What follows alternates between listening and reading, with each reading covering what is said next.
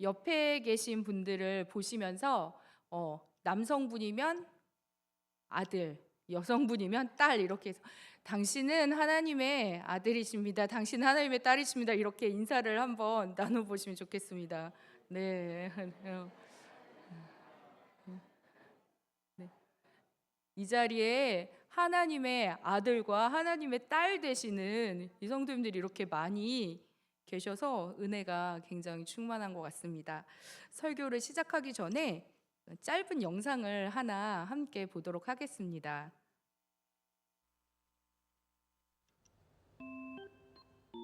일요일 오후엔 도서관을 찾는 최병록 유미영 씨 가족. 이 시간이 온 가족이 함께하는 유일한 시간인데요. 아빠가 회사 다닐 땐 온 가족이 자주 찾았지만 식당을 운영하고 나서부터는 함께 시간을 보내기가 여의치 못한 상황입니다. 4남매 중 셋째인 하민이는 심한 장난꾸러기입니다. 4남매의 맞이인 희주와 둘째 하이의 의젓한 모습에 아빠 병록 씨가 조금은 놀란 기색이죠. 매일 아침 4남매의 얼굴을 보지만 도서관에서 읽고 있는 책을 보면 아이들의 성장을 체감합니다. 최병록 유미영 씨는 20대에 만나 사랑을 키우다가 지난 2009년 결혼했습니다. 2살 차이지만 실제로는 연년생 같은 희주와 하이 2남매를 낳았습니다. 아빠 이빨 빼줄 수 있어요? 아빠 그냥 제가. 며칠 전부터 앞니가 흔들린 하민이. 곧 빠질 것 같긴 한데. 최병록 유미영 씨는 공개 입양을 통해 하민이와 하연이를 새 가족으로 받아들여 6식구의 대가족을 이뤘습니다.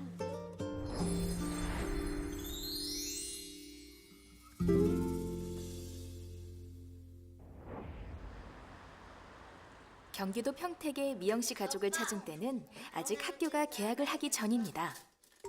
여느 가족의 아침 풍경처럼 이 가족도 조금은 부산하게 하루를 시작합니다. 이빨 뺐어요?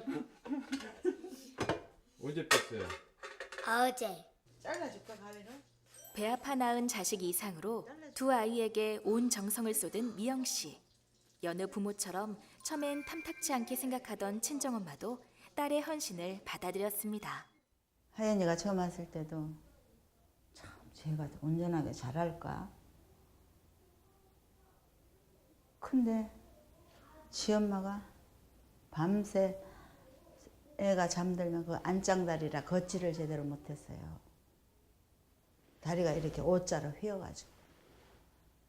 아니 어찌 입양을 해도 저런 애를 입양을 해오냐. 솔직히 부모 심정에는 저런 애를 입양을 해오냐. 보기가 나는 좀 민망스럽더라고. 그런데 지 엄마가 어릴 때 잡아줘야 된다고. 저 애들이 잠들면 그 밴드로다가 다리를 쭉 펴가지고 밴드로다가 조여놓고 매일 지금 밤새 하잖아요. 집으로 데려온 날부터 이유 없이 드러누워 떼를 쓰거나 하루 종일 울었던 하민이와 하연이. 때문에 미영 씨는 매일 힘든 시간을 보내야 했는데요. 입양기관 교육과 같은 경험을 갖고 있는 입양가족 모임에 적극적으로 참여해 서로 어려움을 공감하면서 점차 극복해 나갔습니다. 처음에는 정말 거의 종일 울었어요. 그러니까 지금 생각하면 적응하느라 많이 긴장되고 그랬을 텐데 그때는 막 저도 힘드니까 그게 잘 헤아려지지가 않았고 그냥 얘가 왜 이렇게 우나? 도대체 뭐 때문에 이렇게 우는 건가? 막 너무 막 힘들고 막 짜증이 날 정도로 그래서 그러니까는 막 그냥 돌아보면 울고 있고 막 이러니까 그게 저도 너무 힘들었거든요. 그러니까 입양으로 얻은 더 큰 사랑 덕에 하루하루 행복한 삶을 살고 있는 유미영 씨 가족을 응원합니다. 우리 4남매 모두 잘 클게요. 지켜봐 주세요. 네. 여러분, 자녀가 된다는 것은, 가족이 된다는 것은 함께 지내는 것이고 함께 누린다는 것입니다. 부모가 누구냐에 따라서 그 아들, 딸이 누리는 권리가 달라지는 것 같아요. 영상에 나오는 가족을 보니까요. 가족이란 무엇인지 한 번 더 생각을 해보게 됩니다. 영상에 나오는 부부는 20대 때 결혼을 해서 두 자녀를 낳았지만 또 이후에 2명의 자녀를 입양을 해서 4명의 자녀를 키우고 있는 가정입니다. 입양된 아이들도 부모님을 맞아들이는 순간, 엄마 아빠를 맞아들이는 순간, 가족이 되는 순간 이제 똑같은 자녀의 권리를 갖습니다. 주말이면 같이 도서관에도 가고요. 이가 흔들흔들 빠질 때가 되면 아버지가 이빨도 빼주시고, 또 엄마가 바쁘지만 아침마다 밥도 차려주고, 누나와 형이 함께 놀아주고요. 심지어 다리가 옷자로 구부러져서 잘 걷지 못할 때 엄마가 매일 밤마다 밴드로 고정을 시켜서 그 다리도 교정을 해 주었습니다. 그래서 제가 이 영상에서 본 아이들은 어떤 아이가 친아이고 어떤 아이가 입양한 아이인지 표정을 봐서는 전혀 구분을 못 하겠어요. 내 아이 모두가 같은 엄마, 아빠 밑에서 자라고 있기 때문에 표정이 너무 밝고 행복해 보였습니다. 우리는 하나님의 자녀가 되었습니다. 예수님으로 인해서 하나님의 아들, 딸이 되는 권세를 받았습니다. 우리는 하나님의 자녀답게 살고 있습니까? 우리의 아버지 되시는 하나님의 아들, 딸로 이렇게 기쁘고 밝고 활기차게 살고 있나요? 오늘은 예수님을 영접함으로 얻게 되는 하나님의 자녀의 권세에 대해 함께 나누어 보고자 합니다. 코로나 시기에 많은 사람들을 못 만나고 집에만 있으면서 OTT라는 게 많이 성장을 하게 됐어요. 성도님들 넷플릭스 이제는 많이 다들 알고 계시죠? 들어보셨죠? 그 무렵에 사람들이 되게 많이 가입한 것 같아요. 집에 있으면서 특히 넷플릭스 많이 가입해서 보게 되었는데요. 그래서 보니까 예전보다 드라마나 영화를 볼 수 있는 게 굉장히 많아졌습니다. 근데 이 홍수처럼 쏟아지는 드라마와 영화들이 이제 자기네 영화나 드라마가 이제 나올 때마다 예고를 하고 홍보를 하는데 그 예고를 보면은 굉장히 다 재밌어 보여요. 굉장히 막 흥미진진해 보입니다. 그런데 막상 기대를 갖고 보면 예고는 굉장히 재밌어 보였는데 혹은 초반부는 굉장히 재밌고 막 이게 어떻게 결말이 날까 궁금하고 막 스토리가 이렇게 저렇게 얽혀졌는데 결말을 보면은 이게 뭐야 너무 시시하다 이게 이렇게밖에 결말이 안 나나? 이런 드라마나 영화들이 되게 많습니다. 그런데 이 초반에 예고했던 대로 또 전반부에 흥미진진했던 대로 결말까지 와 진짜 이렇게 결말을 풀어냈다고 진짜 대단하다라는 작품은 정말 인정받는 작품이고 드라마인 것 같습니다. 그만큼 작가가 시나리오를 힘있게 끌고 갈 능력이 있는 것 같아요. 그래서 우리는 예고를 보면서 기대를 많이 하고 그 기대가 과연 충족이 될 것인가, 이루어질 것인가, 결말까지 지켜보게 되는 거죠. 하나님께서도 인류에게 하나님의 작품에 대한 예고를 하셨습니다. 우리에게 너무나 큰 선물을 주실 계획이 있으셨기 때문에 그 선물이 하나님께로부터 오는 것임을 기대하고 또 하나님께로부터 왔다는 것을 알고 믿게 하시기 위해서 하나님께서 베풀어 주실 선물에 대해서 계속 예고를 해 주셨습니다. 특별히 하나님의 백성들, 이스라엘 백성들이 힘든 시기마다 하나님께서는 구원자를 보내주시겠다고 예고해 주시고 약속해 주셨습니다. 이스라엘 백성들은 역사적으로 힘든 시기를 많이 겪어서 하나님의 그 예고를 1차적으로는 자신들의 민족의 해방과 구원으로 생각을 했을 것 같습니다. 강대국의 압제를 많이 받았으니 얼마나 그 삶이 힘들었겠어요. 그래서 당장에 우리들을 이 노동에서 벗어나게 해주고 강대한 나라들로부터 독립을 하고 경제적으로 어려운 이 여러 상황들에서 우리들을 좀 더 부유하게 해주시는 그런 메시지라고 여겨질 수 있었습니다. 그러나 하나님께서는 근본적으로 우리의 존재 자체가, 우리의 지위 자체가 변화되는 것을 계획하고 계셨습니다. 그래서 하나님의 드라마를 봤더니 예고를 통해 사람들이 기대하게 하셨던 것보다 훨씬 더 멋진 결말이 기다리고 있었던 것입니다. 하나님께서는 이렇게 크고 위대한 계획이 있으셨기 때문에 계속해서 사람들에게 예고해 주시고 사람들이 기대와 희망을 갖고 그 계획이 성취되기를 기다리도록 하셨던 것입니다. 하나님의 계획이 위대한 것일수록 그것이 우연히 이루어진 것이 아니라 하나님의 약속의 성취라는 것을 알려주셨던 것이죠. 하나님의 예고를 몇 가지를 함께 나눠보고 싶습니다. 창세기에서 인류는 정말 하나님의 말씀을 어기는 큰 죄를 짓고 하나님께서는 정령 죽으리라 말씀하신 대로 그들은 죽어야만 했습니다. 그러나 하나님께서는 인류에게 은혜를 베풀어 주셔서 창세기 3장 15절에 우리가 원시복음이라고 불려지는 말씀을 주십니다.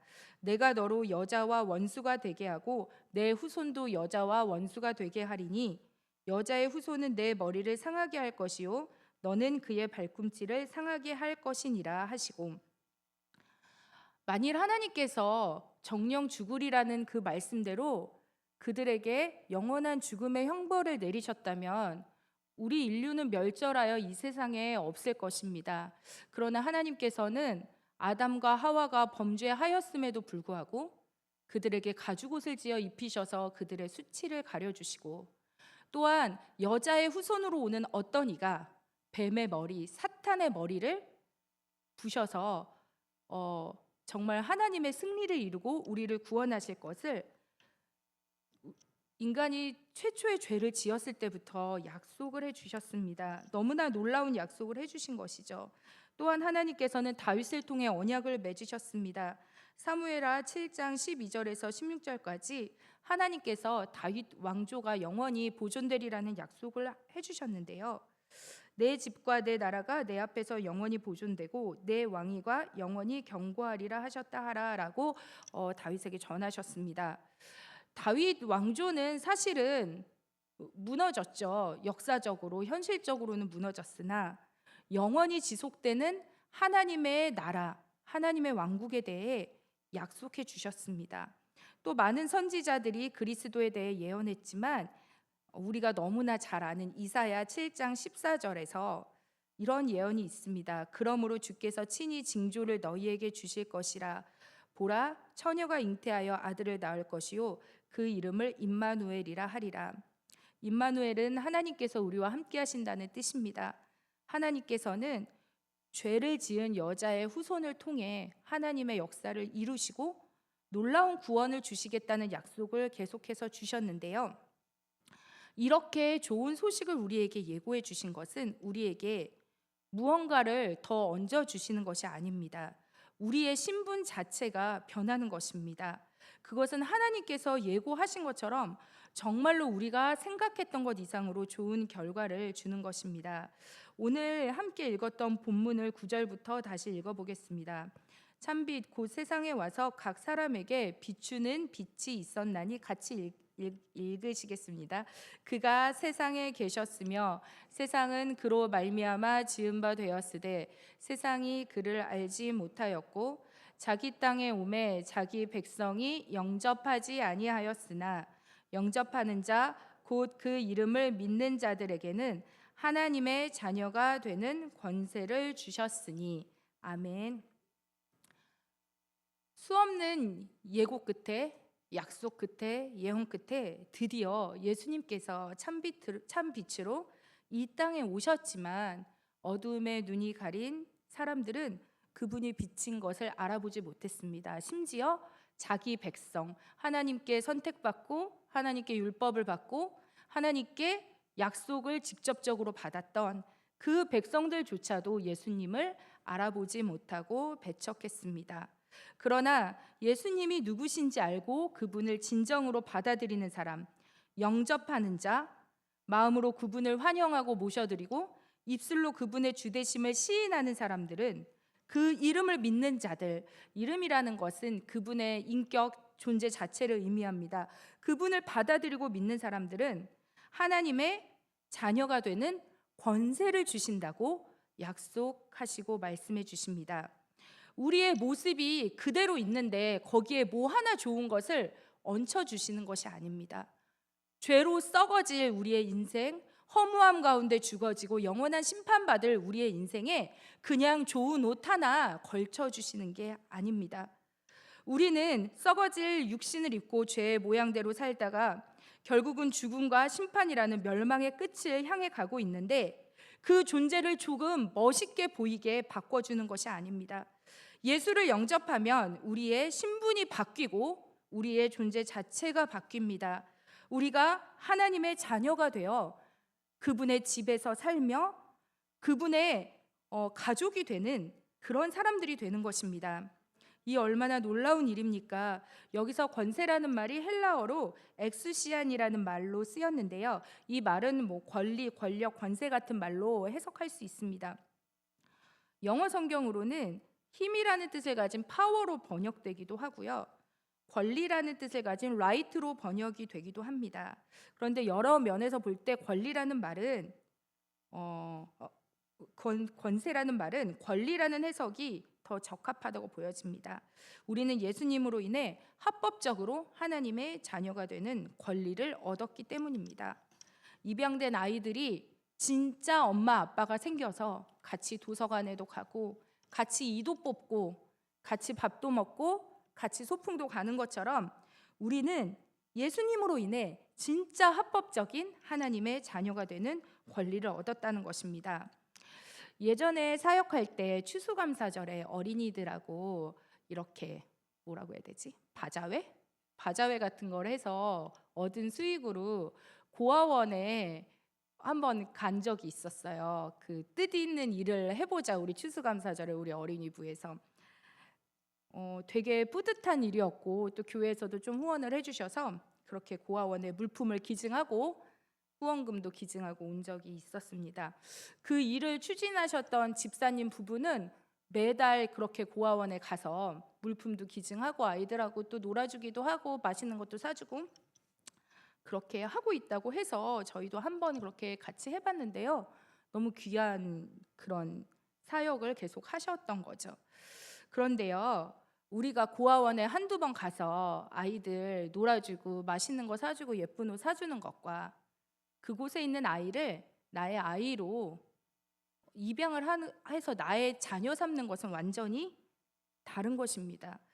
어떤 정말 상처받고 아주 비참한 아이가 있다고 합시다. 그 아이에게 얼마 후면 후원하는 분이 오셔서 되게 좋은 분이신데 너에게 옷도 사주시고 치킨도 사주실 거야. 그날 하루는 너랑 재미있게 놀아주실 거야. 어때? 신나지? 라고 예고하는 것과 얼마 후면 정말 좋은 분이 오셔서 그분이 너를 그분의 아들로 삼으실 거야. 그러면 너는 그분과 그 집에 가서 살게 될 거야. 그분은 이 나라에서 제일 부유하고 제일 인격적으로도 훌륭하신 분이라고 소문이 났단다.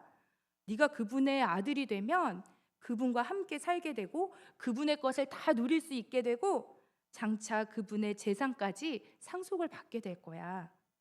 이런 예고를 받는 것은 완전히 다른 것입니다. 그런데 예수 그리스도께서 오심으로 우리를 온 우주의 주인이시며 전능하신 하나님의 자녀가 되는 권리를 주셨습니다. 죄와 사망에 매여 사탄의 조종을 받으며 짓눌려서 살아가는 누더기 같은 우리 인생을 천상의 주인이신 하나님의 자녀가 되는 지위로 바꾸어 주셨습니다. 이처럼 놀랍고 감격스러운 소식이 어디에 있습니까? 로마서 8장 29절에 보면요. 하나님이 미리 아신 자들을 또한 그 아들의 형상을 본받게 하기 위하여 미리 정하셨으니 이는 그로 많은 형제 중에서 맏아들이 되게 하려 하심이라고 말씀하셨습니다. 예수님을 맏형이라고 이렇게 맏아들이라고 그럼 우리는 둘째, 셋째, 다섯째, 열째 아들이 되는 건가요? 물론 우리와 근본적으로 다르신 분이시지만 이렇게 예수님을 형님으로 할 만큼 하나님의 가족으로 삼아 주신다. 또한 고린도전서 15장 20절에는 그러나 이제 그리스도께서 죽은 자들로부터 일어나사 잠든 자들의 첫 열매가 되셨도다라고 말씀하십니다. 그리스도로 인해 우리는 예수님을 영접하는 자들은 하나님의 자녀가 되었고 예수 그리스도와 같이 영원한 생명을 얻은 자들, 부활의 첫 열매이신 예수 그리스도와 같이 우리는 두 번째, 세 번째, 열 번째, 만 번째 열매가 되는 부활의 열매를 맛보는 그러한 존귀하고 영원한 생명을 얻은 자녀가 되었습니다. 이것을 진실로 믿는다면 어떻게 이 소식 앞에서 무덤덤할 수가 있을까요? 하나님께서는 우리에게 너희들에게 조금 더 경제적으로 풍족하게 해주겠다. 너희의 자녀들이 잘 되게 해주겠다. 너희가 좀 더 인간관계가 좀 즐거워지고 풍요롭게 해주겠다. 너희들이 좀 더 명성을 얻게 해주겠다. 라고 말씀하신 것이 아니라 너희들의 존재 자체를 바꾸어 주겠다. 너희들의 지위를 바꾸어 주겠다. 너희들을 완전히 다른 사람으로 만들어 주겠다고 약속하셨고 그것을 이루어 주셨습니다. 그렇다면 현재 나는 하나님의 자녀된 권리를 누리며 살고 있습니까? 하나님의 자녀된 권리를 누리면서 살고 계세요? 언제 느끼셨어요? 나는 하나님의 자녀구나.